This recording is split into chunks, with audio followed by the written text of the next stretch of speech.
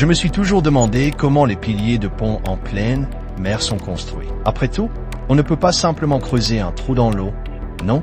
Eh bien, c'est en réalité assez proche de la vérité. Les ingénieurs utilisent des plaques d'acier pour créer une enceinte étanche temporaire, appelée coffre-d'armes, qui isole une section d'eau. Une fois l'eau complètement pompée à l'intérieur, cela crée un espace de travail sec pour la construction. La fondation est alors construite dans cet environnement asséché.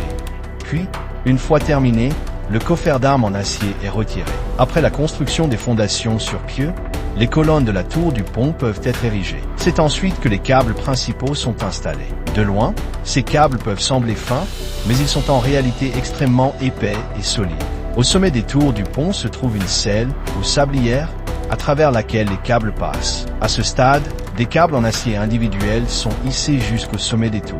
À l'aide d'un système de poulies et de câbles de suspension temporaire, les câbles sont passés à travers les selles et ancrés de chaque côté du pont. Grâce à la répétition de ce processus, les câbles principaux prennent peu à peu forme. Une fois les câbles principaux terminés, les tiges de suspension peuvent être installées uniformément le long de ces derniers. La dernière étape consiste à installer les panneaux de tablier du pont, qui sont levés et positionnés sur place à l'aide de grues.